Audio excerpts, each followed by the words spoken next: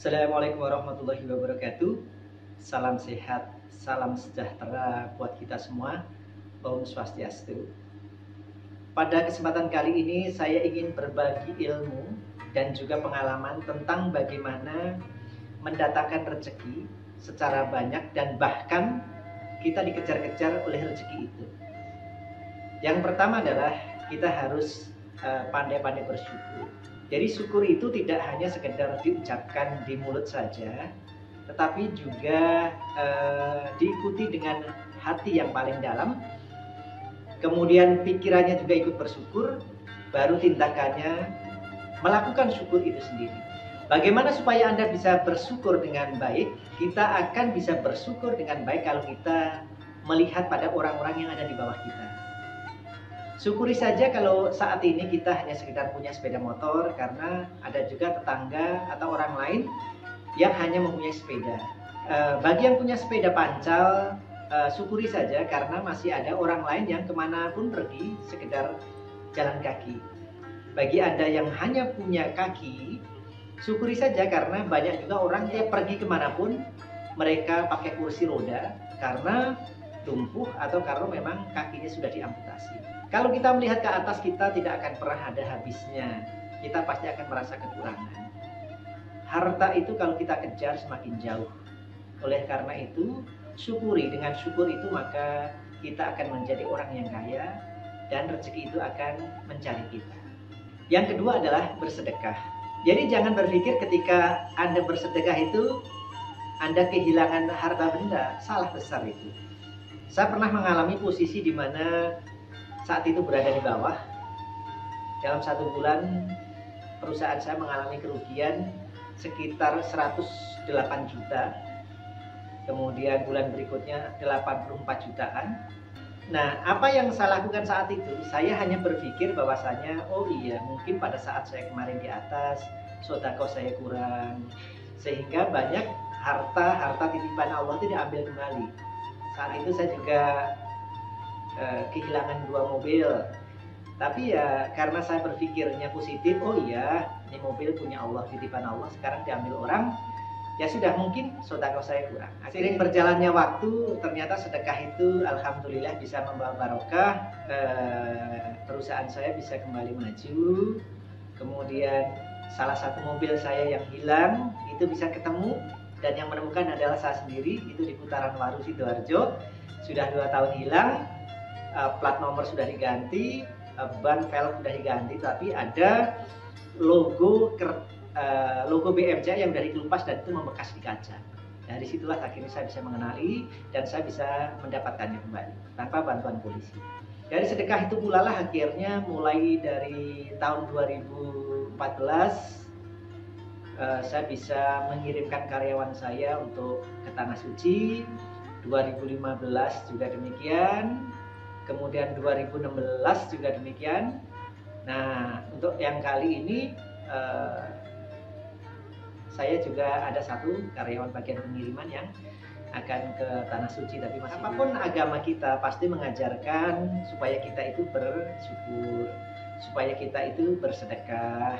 Mohon maaf anak-anak yatim, janda-janda yang kami santuni setiap bulan itu di 4 tempat, Bekasi, Surabaya, Bali, dan Sragen. Bukan dari pemberian orang, dan alhamdulillah itu dari saya sendiri, karena kalau saya mengarahkan orang untuk bersedekah kepada saya, nanti saya takut rezeki saya berkurang malah. Kenapa? Semakin banyak bersedekah, semakin banyak rezeki yang akan datang. Nah, kalau takutnya ada sedekah dari orang, misalnya sebulan, misalnya taruhlah 1.000, ada orang ngasih 1.000 juga, jangan-jangan nanti malah saya tidak bersedekah. Yang saya sedekahkan adalah sumbangan dari orang lain.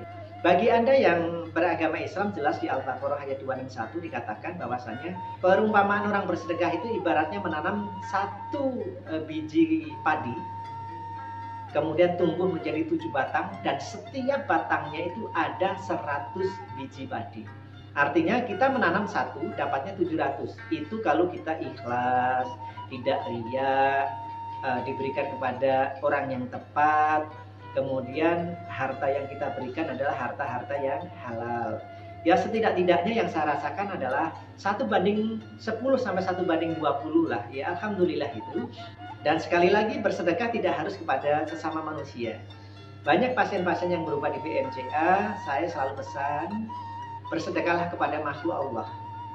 Jadi kebetulan kemarin di Bali banyak pengungsi yang meninggalkan ternaknya, termasuk itu kucing, anjing peliharaannya, di mana ketika ditinggal tidak mendapatkan makan. Dan alhamdulillah, puji Tuhan, setenggara, jadi mereka-mereka yang memberikan makanan kepada binatang piaraan milik orang itu, ada yang ibunya koma, kemudian mimpi dia dijilatin kambing, dan setelah dijilatin itu bisa siuman. Ada yang mimpi dia digigit kucing, pada saat bangun ternyata dia bisa merasakan badan yang sangat luar biasa. Bisa jadi rezeki tidak datang ke kita atau tidak mau menghampiri kita karena tubuh kita itu kotor, baik tubuh fisik maupun tubuh batin.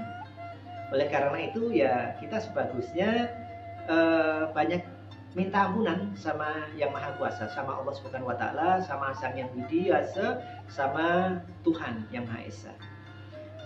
Kalau dalam Islam meminta ampun disebut istighfar, jadi kita minta ampunan kepada Allah atas dosa-dosa yang kita perbuat.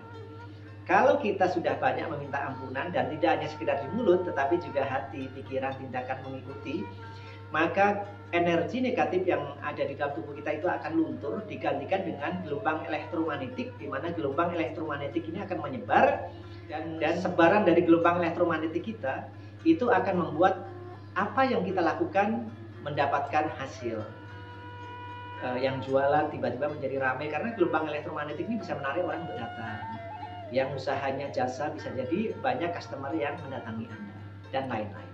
Yang keempat adalah kita harus menciptakan ruang rezeki di dalam rumah kita.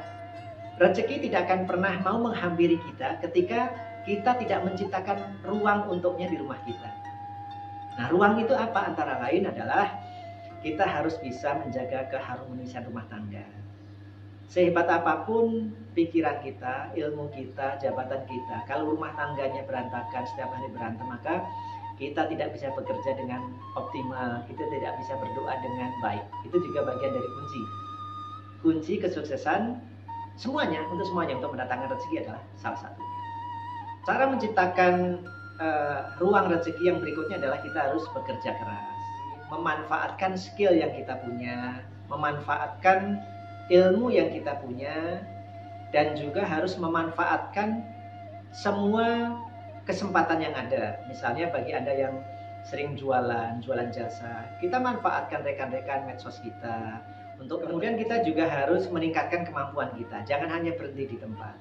Nah, kunci untuk mendatangkan rezeki yang kelima adalah bagi Anda yang muslim mungkin bisa membaca surat Al-Waqiah, karena surat Al-Waqiah ini adalah surat kekayaan dan Anda membacanya harus secara rutin. Bagi yang beragama lain ya silahkan ikutin sesuai dengan ajaran yang diajarkan oleh agamanya, karena saya yakin semua agama mengajarkan kita untuk senantiasa berbuat baik, bersedekah kepada orang lain, menghormati orang lain, meminta ampunan ketika kita salah, memaafkan kepada orang-orang yang menzalimi kita, meminta maaf kepada orang-orang yang kita zalimi. Insya Allah dengan cara demikian kita bisa mendapatkan rezeki dari Allah Subhanahu wa taala.